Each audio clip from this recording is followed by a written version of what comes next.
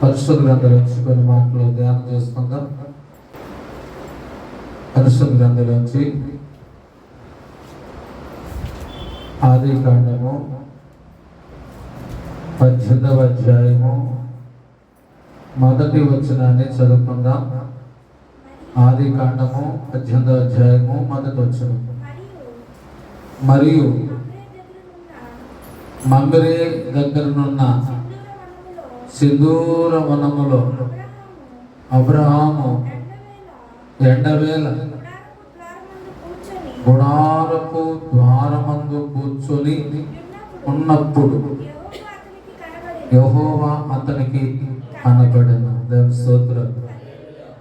ప్రియ దేవుని బిడ్డలారా, ఈ రాత్రి మనం చదివిన లేఖన భాగాన్ని ధ్యానం చేసినప్పుడు అబ్రహాము సింధూర వనములో ఎండవేళలా తన గుడారపు ద్వారమందు కూర్చొని ఉన్నప్పుడు, గుడారపు ద్వారమందు కూర్చొని ఉన్నప్పుడు యెహోవా అతనికి కనబడెను. గమనించాలి, అతడు కూర్చొని దేవుని కొరకు ఎదురు చూస్తూ ఉన్నాడు.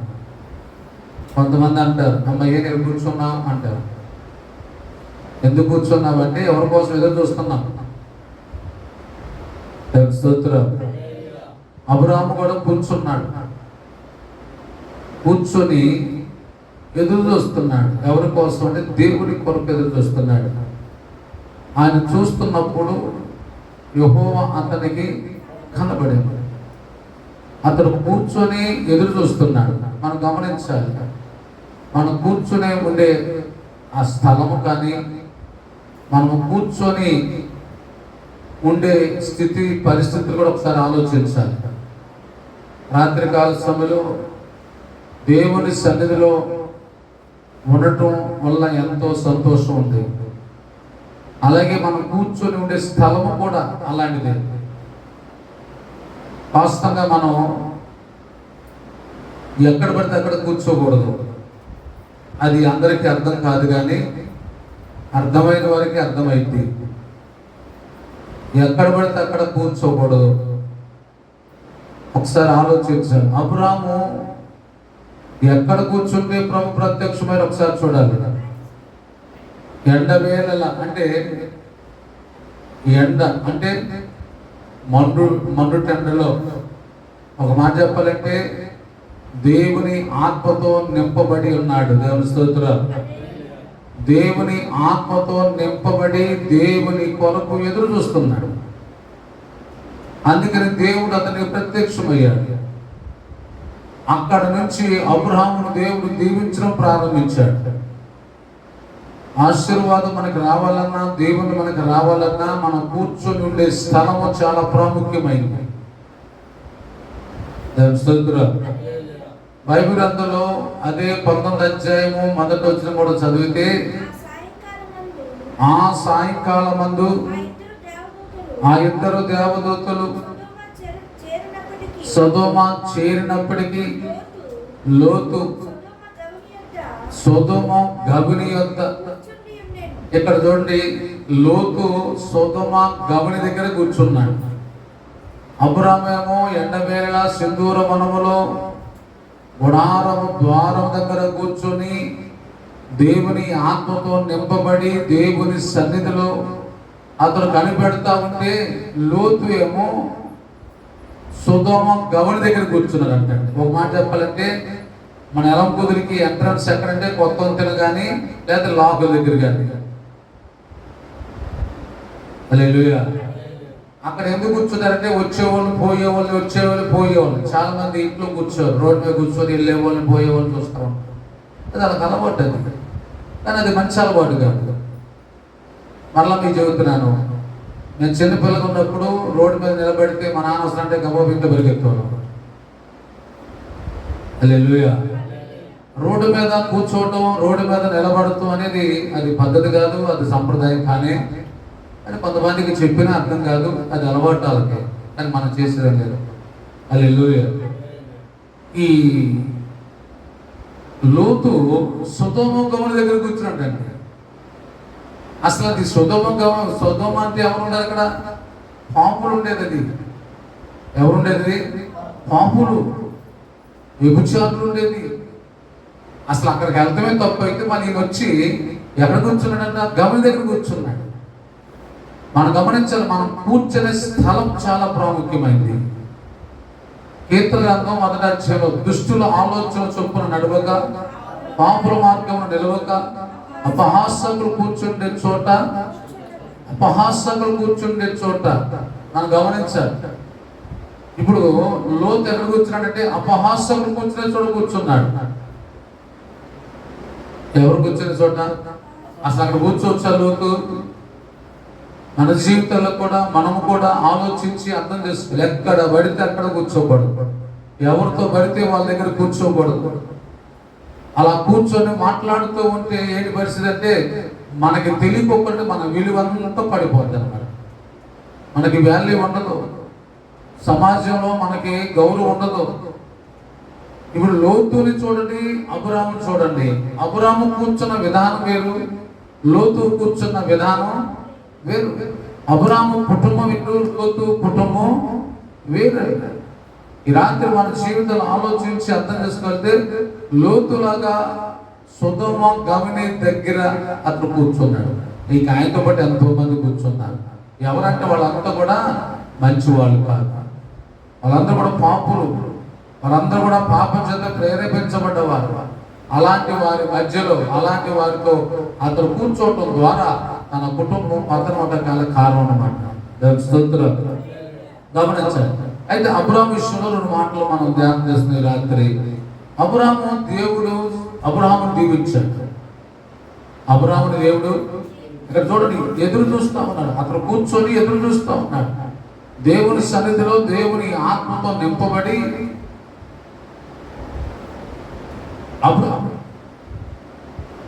అబ్రాహాము చూస్తూ ఉంటే దేవుడు అతని దగ్గరికి వచ్చాడు. పరిగెత్తికెళ్ళాడు.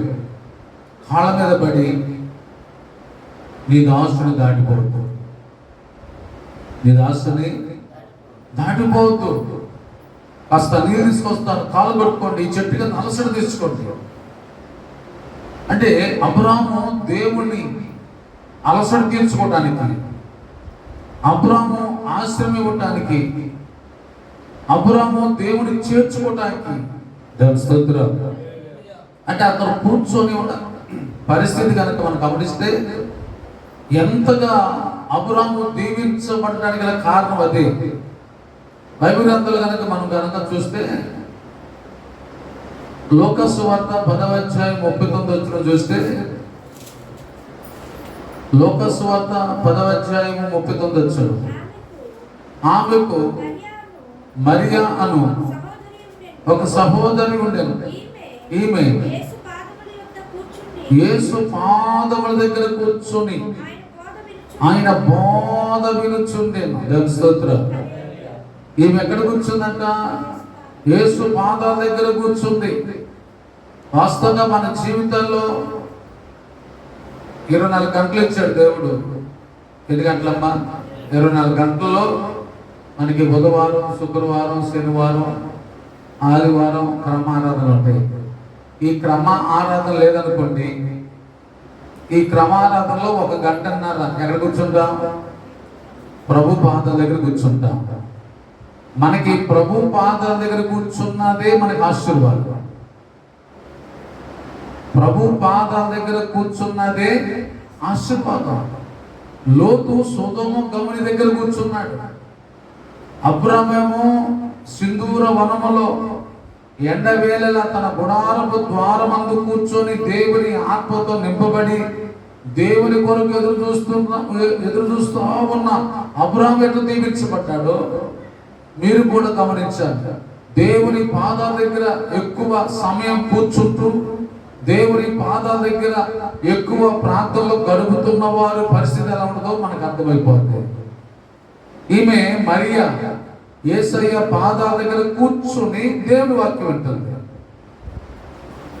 ఇప్పుడు మనం అందరం కూడా ఇక్కడికి వచ్చి ఎక్కడ కూర్చున్నాం? ఇంతకుముందే మన ఇంట్లో మనం కూర్చున్నాం, కానీ ఇప్పుడు ఎక్కడ కూర్చున్నాం? దేవుని పాదాల దగ్గర వచ్చి కూర్చున్నాం. ఆయన పాదాల దగ్గరికి వచ్చి కూర్చుంటే ఏముందంటే ఆయన వాక్యం వింటాం, ఆయన మాటలు వింటాం, ఆయన కూర్చి వింటాం. వింటం వల్ల మనకి ఏం కలిగితే గొప్ప ఆశీర్వాదాలు కలుగుతాయి. దేవుని స్తోత్రం. ఇప్పుడు ఆమె యేసయ్య పాదాల దగ్గర కూర్చుంది, కానీ ఆమెకి ఇంకొక ఆమె ఉంది, సహోదరి. ఆమె పేరు మార్త. ఆమె ఎక్కడ కూర్చుంది? అవకాశం వచ్చింది, అవకాశం ఉంది కూడా ఆమె ప్రభు పాదాల దగ్గర కూర్చోలా. మరి అయితే ప్రభు పాదాల దగ్గర ఎప్పుడు కూర్చుందామా? ఒకసారి ఆలోచించాలి. 7:30 అవుతుందా నేను వెళ్ళి ప్రభు పాదాల కూర్చోవాలని ఆలోచన ఉండాలి తప్ప ఎప్పుడో ఒకప్పుడు వెళ్దాం, లేకపోతే లేదు. ఖాళీ ఉంటే వెళ్దాం, ఖాళీ లేదు. ఎక్కడ కూర్చుంటా? నీ ఇంట్లో కూర్చుంటావు. నీ ఇంట్లో కూర్చున్న దానికి ప్రభు పాదాల దగ్గర కూర్చున్న దానికి తేడా ఉంటుంది.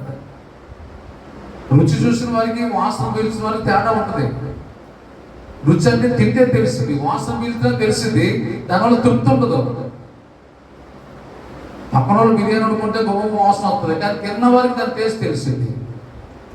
ప్రభు పాదాల దగ్గర కూర్చున్న వారికి తెలిసింది ఆశీర్వాదాలు.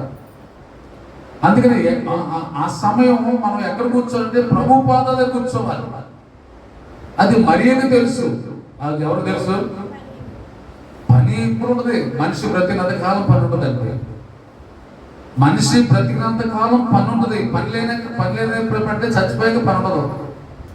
పని ఉన్నప్పటికీ కూడా ప్రభు పాదాల కూర్చునే సమయం చాలా విలువైంది. మరియా ఆ పనంతా వదిలేసుకుంది, ప్రభు పాదాల దగ్గర కూర్చుంది. దేవుని స్తోత్రం. అందుకే ఆమె జీవితం ఎంత ఆశీర్వాదంగా మాట్లాడి తెలుసా? మరి అయితే ప్రభు పాదాల దగ్గర కూర్చుని వాక్యం వింటుంది. వాక్యం విన్న వారందరూ జీవితాలు కనుక ఒక్కసారి ఆలోచిస్తే అపోస్తుల కార్యములు 10వ అధ్యాయములో, అపోస్తుల కార్యములు 10వ అధ్యాయము 34వ వచనం కూడా చదివితే, చదువు.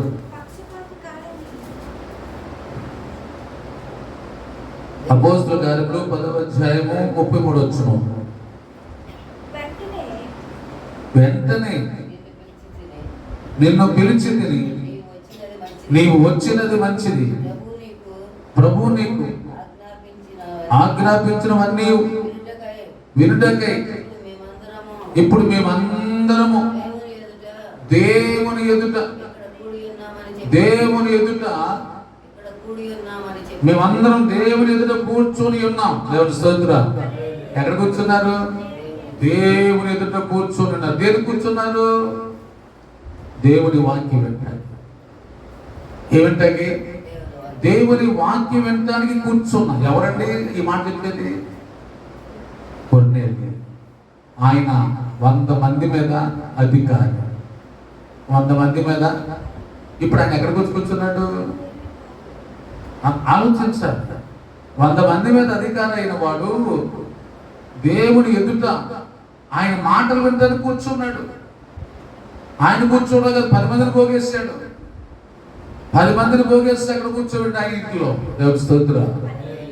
ఈరోజు మనం ఆలోచించి అర్థం చేసుకోగలిగితే మనం కూర్చొని ఉండే స్థలము ఎందుకు కూర్చున్నాం అంటే వాక్యం వినడానికి కూర్చుంటున్నాం.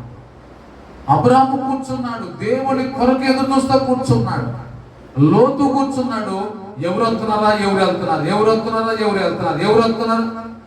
కొంతమంది అంటే ఎంతసేపు ఎవరు వచ్చారు, ఎవరు వెళ్ళారు, ఎవరు వచ్చారు, ఇదే ఆలోచన. అబ్రాహాము జీవితంలో ఎవరి కోసం ఎదురు చూస్తున్నాడంటే దేవుని కోసం ఎదురు చూస్తున్నాడు. కొర్నేలి తన బంధువులు, తన రక్త సంబంధికులందరూ కూడా కూర్చొని దేవుని వాక్యం వినడానికి ఎదురు చూస్తున్నారు. దేవుని స్తోత్రం. చూసారంటే అందరూ కూర్చున్నారు దేనికోసం? వాక్యం వినడానికి. మరియా కూర్చుంది. ఎందుకు కూర్చుంది? వాక్యం వినడానికి. వాస్తవంగా మన జీవితాలు వాక్యం వినేటప్పుడు కూర్చుంటాం. కూర్చున్న తర్వాత కొంతమంది లేచి తిరుగుతూ ఉంటాం. వాక్యం వినేటప్పుడు అంతకంటే ఎక్కువ మనకు పని ఏమి ఉండదు కదా. దేవుని స్తోత్రం. ఎప్పుడైతే ఇలా కూర్చొని వాక్యం వింటున్నారు, ఇప్పుడు పేతురయ్య గారు అన్నాడు కొన్నేళ్ళు, అయ్యా నువ్వు దేవుని మాటలు చెప్పు. మేమందరూ వినడానికి కూర్చుంటున్నాం, దేవుని దగ్గర కూర్చొని ఉన్నాం. దేవుని స్తోత్రం. దేవుని వాక్యం వినడానికి కూర్చున్నాం. కొంతమంది వాస్తవంగా వాక్యం విని వెంట కూర్చుంటారు కదా, వీళ్ళు ఎవరు వచ్చి పిలుస్తారు, వీళ్ళు వెళ్ళిపోతారు. అదే ఇంకెవరు అనుకోండి, రేపు రాను తర్వాత అని చెబుతారు. కానీ వాక్యం వినేటప్పుడు అంటే పిలవగానే వెళ్ళిపోతారు. నేను వచ్చింది దేనికి? వాక్యం వినడానికి. మరి కొన్నేళ్ళ ఇంట్లో వాళ్ళందరూ కూర్చున్నప్పుడు పేతురు దగ్గర వాక్యం చెబుతుంటే ఏ ఒక్కరన్నా వెళ్ళారు బయటికి? అంటే ఎవరు కూడా వెళ్ళాలి. ఎందుకు వెళ్ళదంటే వాక్యం కంటే విలువైంది ఏది లేదు. వారందరూ అంట వాక్యం వింటుండగా, ఏమింటుండగా 43 వచ్చు 44 వచ్చు చూడండి. పేతురు ఈ మాటలు ఇంకా చెప్పుచుండగా అతను బోధ విన్నవారందరి మీదకి పరిశుద్ధాత్మ దిగేను. దేవుని స్తోత్రం. గట్టిగా హల్లెలూయా. ఇప్పుడు చూడండి, గమనించాలి. మనమందరము కూర్చొని దేని కూర్చుంటున్నాం? దేవుని వాక్యం వినడానికి కూర్చుంటున్నాం. దేవుని వాక్యం వినడానికి కూర్చుంటాం. ఎవరో పిలిచి వెళ్ళిపోనుకోండి, లేకపోతే అటు ఇటు చూసుకుంటా ఉన్నాం అనుకోండి, విన్న వారి మీదకి పరిశుద్ధాత్మ దేవుడు వస్తాడు. ఏ విన్న వారి మీదకి? వాక్యం వినే వారి మీదకి. చాలా మంది పరిశుద్ధాత్మ పొందుకున్నావా, పరిశుద్ధాత్మ పొందుకున్నావా అంటే పరిశుద్ధాత్మ పొందుకోరు. ఎందుకు పొందుకోలేదంటే నువ్వు అసలు సరిగ్గా వాక్యం వింటేగా. వాక్యం విన్న వారి మీదకి పరిశుద్ధాత్మ దేవుడు వస్తాడు. హల్లెలూయా. వాక్యం వినకపోతే రాడు. పరిశుద్ధాత్మ దేవుడు మన మీదకు ఎప్పుడు వస్తాడంటే నువ్వు వాక్యాన్ని శ్రద్ధగా వినాలి. కొంతమంది అంటే వాక్యం గురించి మాట్లాడుతుంటే సేవకుల కంటే ఎక్కువ మాట్లాడుతుంటారు వాక్యం వింటే. మరి మనం ఎన్ని సంవత్సరాలు చదువుతున్నాం, ఎవరైనా జగ్గ గురించి చెప్పని చెబుతామంటే చెప్పలేము. ఎందుకు చెప్పలేమంటే నువ్వు సరిగ్గా వాక్యం వింటేగా. కుటుంబకులు రండి, అక్కడ ముసలోడు చదువురాదులు ఉంటారు, కానీ దేవుడి వరకు మంచి జ్ఞానం ఇచ్చాడు. ఒక్కొక్క భక్తుల గురించి అలా మాటలు చెప్పేస్తూ ఉంటారు. వాళ్ళు ఉండేది పల్లెటూరే, కానీ దేవుని వాక్యం వినేసుడు చాలా శ్రద్ధగా ఉంటారు. శ్రద్ధగా వింటారు కాబట్టి వారికి చదువు అయితే రాదు, కానీ వారు నోరు తెరిస్తే ఎన్ని మాటలు. ఏ మాటలు? దేవుని మాటలు. మనకి నోరు తెరిస్తే దేవుని మాటలు రావు. ఊళ్ళో సంగతులు అన్నీ వస్తాయి, కానీ దేవుని మాటలు మాత్రం ఒకటి రావు. ఎందుకు రావంటే వింటేగా. వాక్యం వింటే కదా. ఇప్పుడు వారందరూ అంటూ వాక్యం విన్నారంటే దేవుని స్తోత్రం. కూర్చొని వాక్యం విన్నారు. వాక్యం విన్న వారందరి మీదకి పరిశుద్ధాత్మ దేవుడు వచ్చాడు. దేవుని స్తోత్రం. అందరట భాష మాట్లాడుతున్నారు అంటే. ఏం మాట్లాడుతున్నారు? భాషలు మాట్లాడుతున్నారు. ఈ రాత్రి గమనించాలి దేవుడు. మన జీవితాలు కనుక ఆలోచిస్తే వారు కూర్చోవటం వల్ల వారు పరిశుద్ధాత్మను పొందుకున్నారు. అర్థం చేసుకోవాలి. పరిశుద్ధాత్మ పొందుకున్న వారి పరిస్థితి ఎలా ఉందంటే వారు దేవుని కొరకే బ్రతుకుతారు, వారు దేవుని కొరకే జీవిస్తారు, దేవుని కొరకు ఒక బలమైన సాక్షిగా, దేవుని కొరకు ఒక బలమైన సాధనాలుగా వారు వాడబడతారు. అందుకే రాత్రి మన జీవితంలో కనుక ఆలోచిస్తే వారందరూ పరిశుద్ధాత్మ పొందుకొని వారందరూ కూడా బాప్తిస్మాలు తీసుకున్నారు. దేవుని స్తోత్రం. ఎట్లాగంటే కూర్చొని ఉండాలి. ఎక్కడ కూర్చొని ఉన్నారంటే దేవుని పాదాల దగ్గర కూర్చొని ఉండాలి. అందుకే నీవు నేను మనమందరం కూడా ఆలోచించి అర్థం చేసుకోగలిగితే ఎక్కడ కూర్చోవాలి మనం?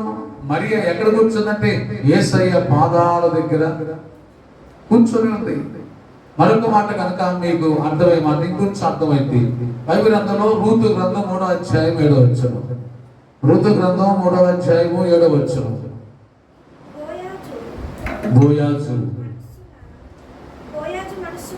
బోయాజు మనసున సంతోషించినట్లు అన్నపానములు పుచ్చుకొని లోపలికి పోయి ధాన్యపు కుప్ప యొద్ద పండుకొని ఉన్నప్పుడు ఆమె మెల్లగా పోయి అతని కాళ్ళ మీదనున్న బట్ట తీసి పండుకొని మధ్యరాత్రి యందు అతడు ఉలిక్కిపడి తిరిగి చూచినప్పుడు ఒక స్త్రీ అతని పాదముల దగ్గర, అతని కాళ్ళ దగ్గర పండుకొని చూచాను. దేవుని స్తోత్రం. ఇక్కడ రూతు బోయాజు పాదాల దగ్గరికి వచ్చి కూర్చుంది. రూతు బోయాజు పాదాల దగ్గరికి వచ్చి కూర్చుంది. ఎంతసేపు కూర్చుంది? వాస్తవంగానే మనం ఆమెను అంటాం. ఏమంటాం చెప్పాలి? ఆమెను అనగలని అసలు ఎంత స్పీడ్కి వెళ్ళిపోతారో తెలియదు. వచ్చేటప్పుడు మాత్రం ఎంత వెళ్ళేటప్పుడు మాత్రము అసలు ఆమెనంటూ ఏంటో అర్జెంటుగా వాస్తవండి. ఆమె అనగానే వెంటనే వెళ్ళకూడదు. ఎందుకు తెలుసా? బోయాజు పాదం దగ్గర ఎంత కూర్చుంటాం అంత ఆశీర్వాదం. ఆమె ఎంతసేపు కూర్చుంది? వాస్తవంగా కొంతమంది ఏం చేస్తారంటే, ఏంటి వాళ్ళు ఇంకా ముగించిన టైం ఇంకా గడియారం ఇంకా, అందుకే దేవుడు పడితే మన గడియారం వెనక పెట్టేసిన దేవస్తోత్ర. ఎంతసేపు కూర్చున్నా సరే ఇంకా కూర్చోవాలి. అది ఎవరు కూర్చుంటారు?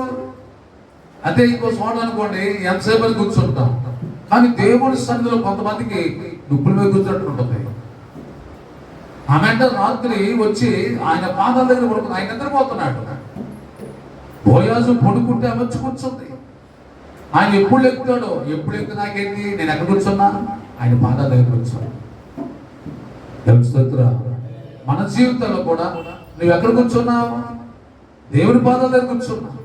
ఎంతసేపు కూర్చుంటే ఎంతసేపు కూర్చున్నా అంత నాకే మంచిది. ఎంత తక్కువ టైం గడిపేదానికంటే ఎంత ఎక్కువసేపు కూర్చున్నా అంత మంచిది. తక్కువసేపు కాదు, ఎక్కువసేపు కూర్చోవడం మంచిది. ఆమె పాదాల దగ్గర కూర్చొని నిద్రపోతున్నాడు. ఆయన ఎప్పుడు ఎక్కుతాడు? ఎప్పుడు లేచినా నాకేంటి, ఆయన ఎప్పుడు లేచితే నాకేంటి, ఎప్పుడు లేచినా నాకు లాభమే. ఎంత ఎక్కువసేపు కొనుక్కున్నాను అనుకోండి, అంత ఎక్కువసేపు కూర్చుంటా నేను. కాస్త ప్రార్థన పెంచాను అనుకోండి, కాస్త వాక్యం పెరిగింది అనుకోండి, ఇంకా ఒక అరగంట పెరిగింది. నేను అరగంట ప్రభు పాదాల కూర్చున్నట్టు లెక్క. హల్లెలూయా. ఎందుకు తెలుసా? ఎక్కడ కూర్చున్నామే? అక్కడ చదవండి. కాదు చదవండి. 7వ వచనం.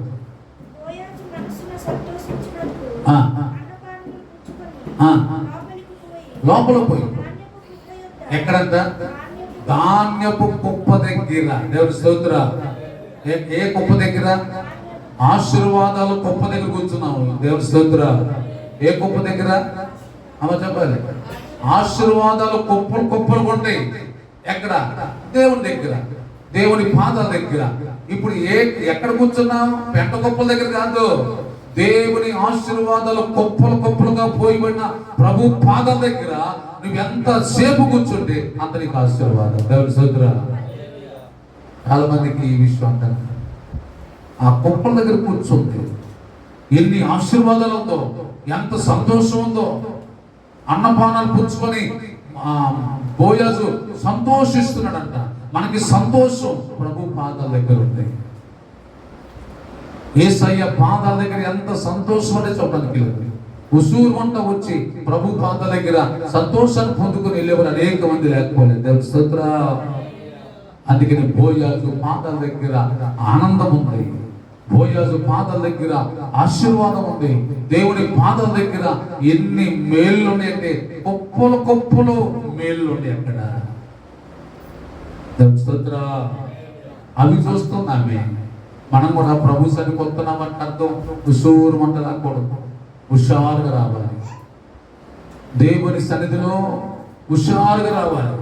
వాస్తవంగా బైబిల్లో మాట ఉంది, కానుక ఇచ్చేటప్పట ఉసూరు మంట ఇవ్వకూడదంట, ఉత్సాహంగా ఇవ్వాలంట. ఉత్సాహంగా ఇస్తేనంట దేవుడు కూడా ఉత్సాహంగా దీవిస్తాడంట. ఉత్సాహంగా వచ్చేవారిని ఉత్సాహంగా పంపిస్తాడంట. దేవుని స్తోత్రం. అందుకే రాత్రి మన జీవితాలు కనుక ఆలోచించి అర్థం చేసుకోగలిగితే, అబ్రాము సిద్ధూర వనములో ఎండవేళ గుడారపు ద్వారం ముందు కూర్చున్నాడు. అందుకని అబ్రాము అక్కడి నుంచి దీవించబడటం మనం చూస్తున్నాం. సొదొమ గొమొర గౌరి దగ్గర కూర్చున్న లోతు అక్కడి నుంచి పతనం అవటం చూస్తున్నాం. మనం కూర్చునే ఆ స్థలాలు ఎక్కడ పడితే అక్కడ కూర్చోకూడదు. అవే మనకు ఆశీర్వాదమా, అదే మనకి పతనమా? హల్లెలూయా. ఇప్పుడు బోయాజు పాదాల దగ్గర వచ్చి కూర్చుంది. కూర్చున్న తర్వాత మధ్యరాత్రి అయింది. ఎంతసేపు అయినా సరే చూసారా, మనం ఎంతసేపు కూర్చుంటామా? ఎంతసేపు కూర్చుంటాం? ఎక్కువసేపు కూర్చోవాలి. ఎక్కువసేపు కూర్చోవాలి. ఆయనట మధ్యరాత్రి మెలకు వచ్చి చూశాడంట. మెలకు వచ్చి చూస్తే బోయాజు పాదాల దగ్గర కూర్చుంది. అప్పుడు అన్నాడు, అమ్మా నిద్రపోతున్నా అని చెప్పి నువ్వు వెళ్ళిపోవాలా, నిద్రపోతున్నా అని చెప్పి నువ్వు వెళ్ళిపోవాలి. వాస్తవం ఇప్పుడే కరెంట్ పోయింది అనుకోండి, కూర్చున్నాం అనుకోండి, మనకి జీతం ఉందా లేదా? స్తోత్రం. ప్రభు పాదాల దగ్గరికి వచ్చి నువ్వు 10 నిమిషాలు కూర్చుంటే 10 నిమిషాలకి జీతం ఇస్తాడు. అరగంట కూర్చుంటే అరగంటకి జీతం ఇస్తాడు. గంట కూర్చుంటే గంటకి జీతం ఇస్తాడు. 2 గంటలు కూర్చుంటే 2 గంటలు జీతం ఇస్తాడు. 2 గంటలు కూర్చున్న వాళ్ళు 2 గంటలు జీతం తీసుకెళ్తారు. 10 నిమిషాలు కూర్చున్న వాళ్ళు 10 నిమిషాలు జీతం తీసుకెళ్తారు. హల్లెలూయా. అందుకని ఎక్కువ జీతం తీసుకోవాలంటే ఎక్కువసేపు కూర్చోవాలి. 2వ అధ్యాయము 7వ వచనం చూడొకసారి. ఆమె కొంచెం సేపు ఇంటికాడ ఉంటుందంట, ఎక్కువసేపు పొలంలో ఉంటుందంట. 2వ అధ్యాయము వచనం 7వ వచనం. ఆమె వచ్చి ఉదయం మొదలుకొని ఇది వరకు, అంటే ఇప్పటి వరకే, ఉదయం నుంచి ఇప్పుడు వరకే, అంటే సాయంకాలం ఇది వరకే ఏరుకుంటున్నాను. కొంతసేపు మాత్రమే ఆమె ఎంట కూర్చోటం, ఇంట్లో కూర్చోవటం తక్కువ, దేవుని సన్నిధిలో కూర్చోవటం అమ్మ చెప్పాలి. ఇంట్లో కూర్చోవటం తక్కువ, దేవుని సన్నిధిలో కూర్చోవటం ఎక్కువ. సొదొమ గొమొర్ర పట్టణం దగ్గర ద్వారం దగ్గర కూర్చోవటం, పాపం లోతు ఎన్ని గంటలు కూర్చుంటున్నాడు. అందుకని అరుగులు బల్లలు ఎత్తారు, రోడ్డు ద్వారం దగ్గర కుర్చీలు ఎత్తారు, అరుగులు కట్టించుకుంటారు. అరుగులు ఉంటాయి, పంచాయతీ అరుగులు ఉంటాయి. ఆ అరుగుల మీద కూర్చొని ఎన్ని గంటలని కూర్చుంటారు. కానీ దేవుని సన్నిధిలో కూర్చోవటం అది కూర్చోవటమే, దేవుని సన్నిధిలో కూర్చోవటం కూడా ఇది కూర్చోవటమే. అయితే ఆశీర్వాదం ఇక్కడ ఉంది, అక్కడ కూర్చొని శాపాలు ఉంటాయి. సొదొమ గొమొర్ర గవిని దగ్గర ద్వారం దగ్గర కూర్చొని లోతు శాపం తెచ్చుకున్నాడు. రూతు బోయాజు పాదాల దగ్గరకు వచ్చి కూర్చొని దేవుని సన్నిధిలో కూర్చొని ఎంతసేపు కూర్చుంటుంది? ఎక్కువసేపు కూర్చొని. మన జీవితంలో ఆలోచించి వాక్యం ఎదిగే కొద్దిగా నేర్చుకోవాల్సింది తెలుసా? ప్రభువా, నేను ఎక్కువ సమయం నీ సన్నిధిలో కూర్చోవాలి. నువ్వు కూర్చున్నా జీవితం ఉంది. ఎక్కడ కూర్చుంటే? దేవుని సన్నిధిలో. అప్పుడు ఆయన ఉడుక్కుపడి లేచి చూశాడంట. చూసేప్పటికి ఎవరో రూతు. ఆ రాత్రి అంతా కూర్చుంది. ఎందుకు కూర్చుంది తెలుసా? ఖచ్చితంగా నేను ఇక్కడి నుంచి ఆశీర్వాదం పొందుకొని వెళ్తాను. ఎలా వెళ్తాను? ఆశీర్వాదం పొందుకొని వెళ్తాను. ఒక మాట చదవండి, ఎబ్రీ రాసిన పత్రిక 11వ అధ్యాయము 4వ వచనం. విశ్వాసం లేకుండా దేవునికి ఇష్టం అసాధ్యము. దేవుని ఎందుకు వచ్చేవాడు తాను ఫలము దయచేయువాడు అని నమ్మవలని కదా. అంటే దేవుని ఎందుకు వచ్చేప్పుడు మనకి ఏమి ఇస్తారంటే ఆయన, మనం మార్కెట్కి వెళ్తామండి, సరుకుల కోసం వెళ్తున్నాం, వెళ్ళినప్పుడు ఖాళీ సరుకు తీసుకెళ్తాం, వచ్చేప్పుడు సంచి నిండా సరుకులు తెచ్చుకుంటాం. దేవుని సన్నిధికి వచ్చినప్పుడు కూడా మనం ఎలా అనుకున్నామంటే, ఇగో నేను మందిరానికి వెళ్తున్నా, అమ్మా నేను ఇప్పుడు ఎక్కడికి వెళ్తున్నా? మందిరానికి వెళ్తున్నా. వచ్చినప్పుడు ఏం తీసుకుని వస్తా? ఆశీర్వాదాలు తీసుకుని వస్తా. మార్కెట్కి వెళ్ళినప్పుడు ఖాళీ సంచి వెళ్తాం, వచ్చినప్పుడు సంచి నిండా మొయ్యలేక వస్తాం. అలాగే మందిరానికి వచ్చినప్పుడు కూడా నేను మందిరంలోకి వచ్చి మందిరంలో ఉన్న ఆశీర్వాదాలు కుప్పలు ఉన్నాయి కదా, అవన్నీ కూడా నేను తీసుకొని ఇంటికి వెళ్తాను. హల్లెలూయా. ఫలం ఇస్తాడు దేవుడు. మందిరంలోకి వచ్చి ఆమె పాదాల దగ్గర కూర్చుంది. ఆమె 6 కొలల యావలు ఫలము భుజమే పెట్టుకుని వెళ్తుంది. స్తోత్రం. అందుకని కూర్చునే స్థితి మనకు ఆశీర్వాదం. ఈ రాత్రి మన జీవితంలో ఆలోచించి అర్థం చేసుకుందాం. ఎక్కడ కూర్చోవాలి?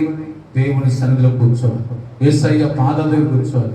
వాక్యం దగ్గర కూర్చోవాలి. ప్రార్థన చేసే దగ్గర ఒకసారి బైబిల్ అందులో అపోస్తలుల కార్యములు 16వ అధ్యాయము 13వ వచనం. అపోస్తలుల కార్యములు 16:13 వచనం. విశ్రాంతి దినమున గవిని దాటి నది తీరమున ప్రార్థన జరుగుననుకొని అక్కడికి వచ్చి కూర్చొని కూడి వచ్చిన స్త్రీలతో అక్కడ ఏం జరిగిందని? ప్రార్థన జరిగిందని. అందరూ కూర్చొని ఏం చేస్తున్నాడు? అక్కడ ప్రార్థన జరిగింది. అంటే వారు కూర్చున్నారు. దేని కూర్చున్నది? ప్రార్థన జరిగిందని అక్కడికి. దేవుని స్తోత్రం. అంటే మనం కూర్చున్న దగ్గర ప్రార్థన జరగాలి. మనం కూర్చున్న దగ్గర ఏం జరగాలి? ముచ్చట్లు కాదు. ముచ్చట్ల కోసం ఎంతసేపు అని కూర్చుంటాం.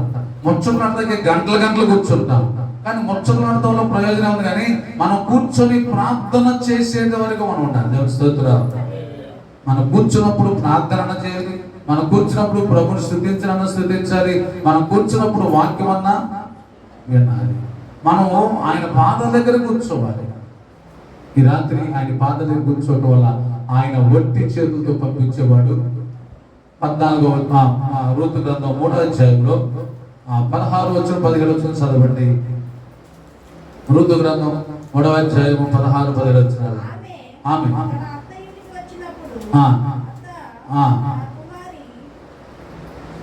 పైన వచ్చిన చదవండి.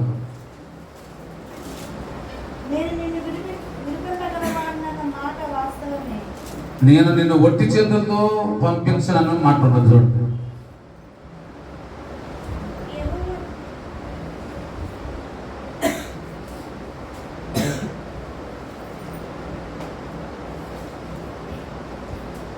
అది 17 వచ్చిన దగ్గరలో అది వచ్చి నిన్న వచ్చిన 17 వచ్చిన. ఎందుకంటే మీకు కొంచెం బైబుల్ నేను చెప్పటం కాదు, మీ దృష్టి కూడా పెట్టాలి. ఎంతమంది పెడతారని తెలిసింది. నేను నిన్ను ఒట్టి చేతులతో, మనం వెళ్ళేటప్పుడట ఒట్టి చేతులతో వచ్చి మళ్ళీ ఒట్టి చేతులతో సుఖం ఉంది.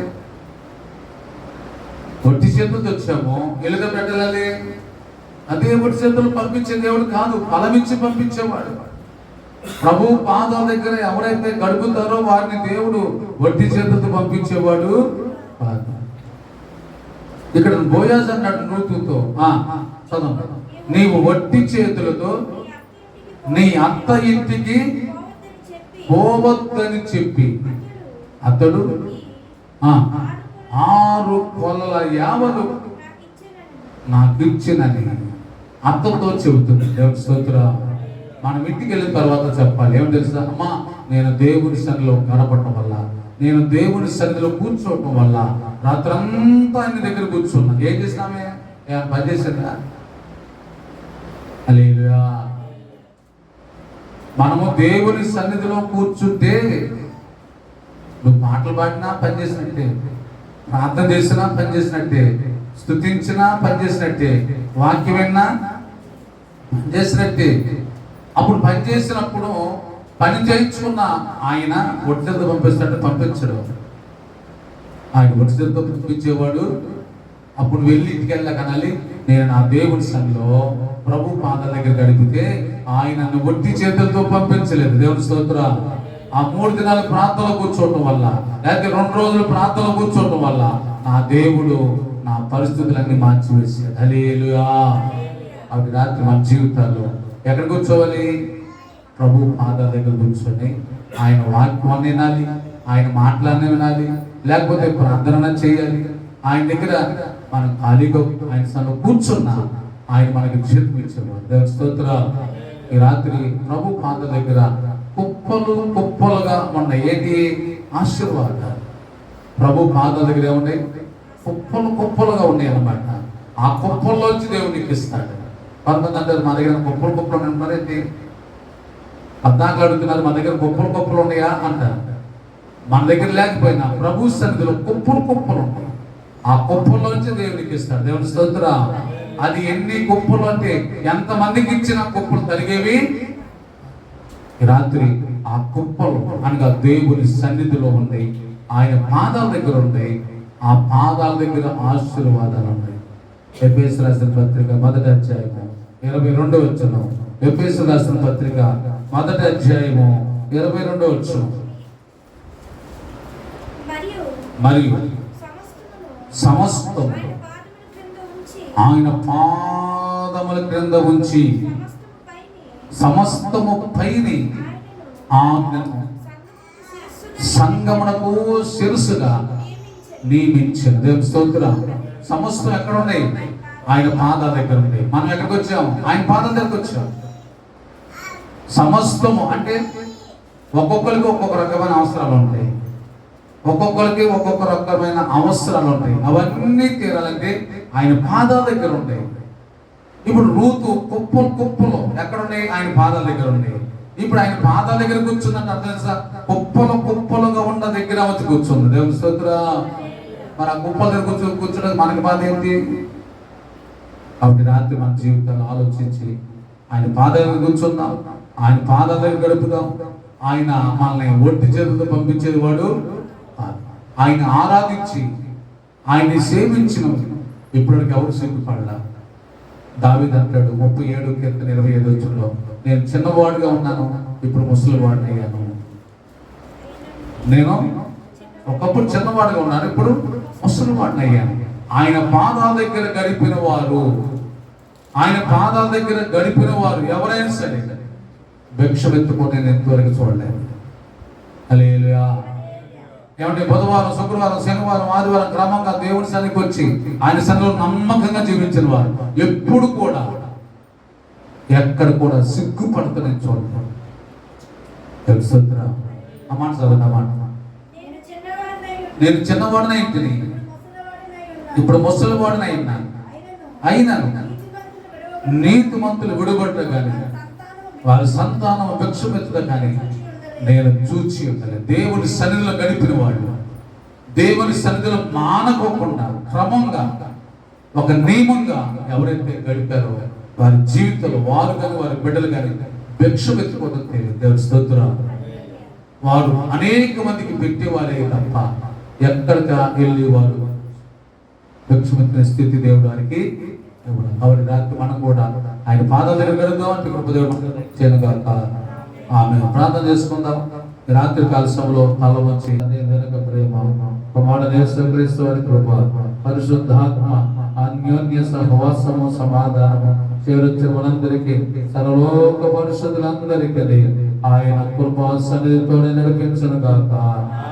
ఆమె యేసు రక్తమే జయ, శిలు రక్తమే జయ, ప్రవేశ నామమునకి సంపూర్ణ జయ కలుగును గాక.